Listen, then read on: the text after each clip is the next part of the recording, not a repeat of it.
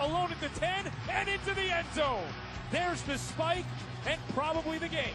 It will be Folk with the approach. He bounces it off the turf far side of the field, out of one player's hands, and picked up by the Jets. New York recovered at the New England 46. Brandon Marshall recovered for the Jets. Jets are going to try to hurry to clock it. 5 seconds in 4, 3 seconds in 2. Fitzpatrick under center with 1 second. He clocks it, and a flag comes down. Full start. Offense number 15. Results in a 10-second runoff. Game is over. Boy, that is a huge mental blunder by the Jets and Brandon Marshall to end this game. The Jets didn't make it easy for New England in Foxborough. It was a one-score game, but the Patriots stayed perfect at 6-0 for the third time in the Brady-Belichick era.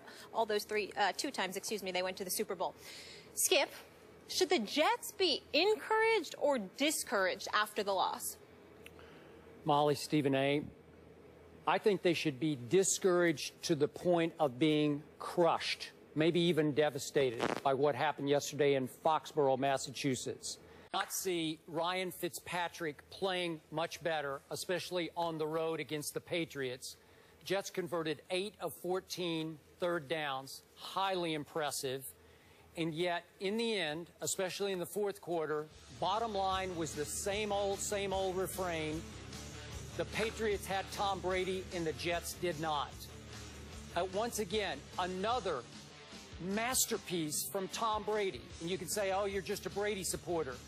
I think I'm being absolutely objective when I say that fourth quarter was a flat-out masterpiece, but he does it regularly to the point that his masterpieces are getting to be ho-hum.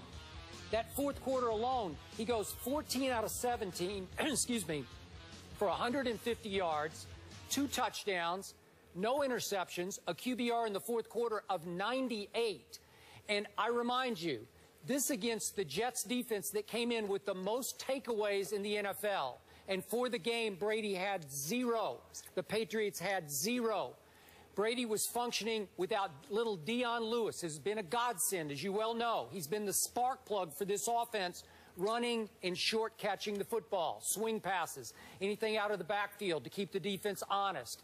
Brady was doing this, and I keep saying this, and people just can't comprehend how bad it is.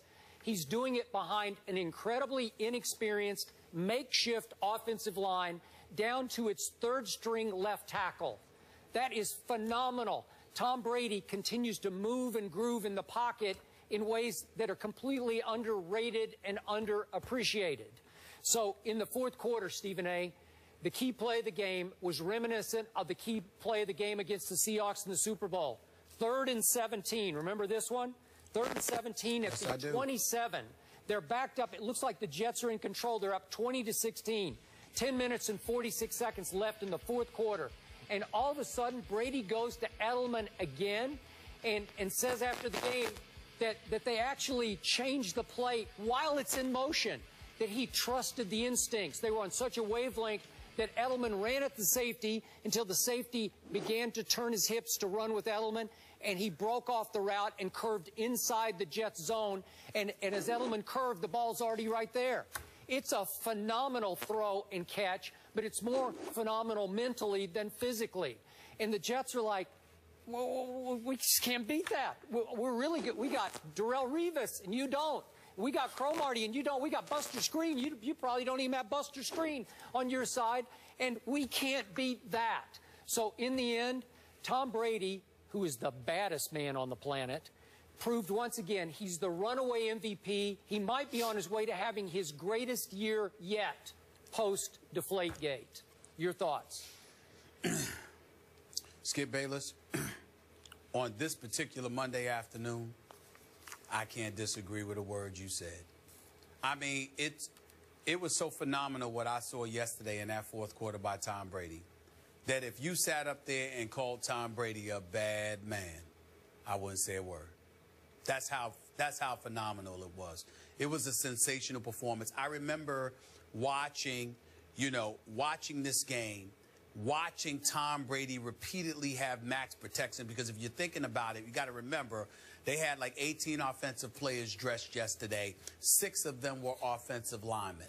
You throw the ball 50-plus times because what you're going to do is wear down the pass rushers that are coming after you. If you drop back to pass 50-plus times, Skip, they're going to be too exhausted at some point to really come at you when the game wanes because they're simply not going to have the legs to come at you as ferociously as they normally would. And then all of a sudden you sit up there and on your right side, you let the Jets come from their left and bring an all-out blitz your way, and then you let Gronkowski go. They have no coverage whatsoever. Gronkowski's wide open. He catches a touchdown pass, one of his 11 receptions for 108 receiving yards on the afternoon. I'm also thinking about the fact that despite those numbers and despite Brady's greatness, Skip Bayless, there were 11 dropped passes by the New England Patriots. 11. And 6 of them came from Brandon LaFell, who was back, obviously. This guy was clearly rusty. He wasn't himself. They were dropping one pass after another from Brady. And for him to sit there and just continue to come alive the way that he did in the fourth quarter, I can't say enough about him. And then when you consider the fact that I pointed out the play with Gronkowski, combined with the play you pointed out with Amendola, you know, that catch by Edelman, which was big time. You know, you just look at these kind of things, Skip, and you're just saying, you know, 2 hours before the game, you're hearing that there were plays that they were changing, that they were implementing new plays literally 2 hours before the game. So it's a tribute to Brady. It's a tribute to those receivers, their willingness to work together religiously so you're in sync mentally as well as physically with one another. I just can't say enough about it. You're the Jets. You should be discouraged. And the reason why you should be discouraged is because what if those passes had been completed before this game? What did we say? We both picked New England. The belief was that somehow, some way, the game would be tight. But when it counted most, Tom Brady would make more plays than Ryan Fitzpatrick. Ryan Fitzpatrick was good, but he only completed 22 of 39 passes. So it wasn't like he was sensational. He was just good, and the Jets didn't lose because of him. He didn't beat his team. Tom Brady and the New England Patriots offense, they beat this Jets team, this Jets defense, when it counted most. Yeah, Brandon Marshall could have caught that pass in the end zone. That could have changed things instead of the Jets having to settle for a field goal that put them up 20-16. That much is true. And obviously, now, you know, being offsides for the game to end, that didn't help either because your number one receiver doesn't need to be making those mistakes, and he certainly needs to be making that catch when it counts. That's why you're a number one receiver. But in the end, what this came down to was the Jets defense against Tom Brady in that fourth quarter, and Tom Brady won that battle against the number one defense in the NFL. There is no way to slice it. It was a sensational performance by him. I tip my cap to him, and I do agree with what Chris Carter said this morning on Mike and Mike when he said that Tom Brady is on the verge of going down as the greatest quarterback in NFL history. He is. It's something special to watch. It really is. And yet, allow me to say, I like the Jets a lot, and I think you were smart to pick them to win a wild card because they appear to have that kind of firepower and capability, obviously. But to your drops point, I've heard 13 drops. You've got 11. There's some official service that we use that had only 6 drops. But I don't. Whatever 11. it was, the official was 6, and LaFell had 3, and obviously he was very LaFell rusty. had 6 all by himself. Okay, well, you could certainly make that case, and Edelman had a huge one in the end zone. But here's the point is, despite all that, Brady is completely unflappable. It just, you don't see him grimace or point fingers or grab his head. He just keeps, okay, I'll throw it another one. And they abandoned the run game. They just said, okay, we don't have Deion Lewis. LeGarrette Blount has like 3 carries for -3 yards. And they just said, heck with the run game. We don't need a run game. We got Brady. And they let him throw it 54 times against Revis and company, because he was starting to get hotter and hotter and hotter. And once he gets a read on you in the second half, third and fourth quarters, you are toasted. And he toasted the Jets in ways that nobody else will this year. I think that's where it really, really stands out more than anything else, the poise that he has. He does appear to be unflappable. Just there's no moment too big for him.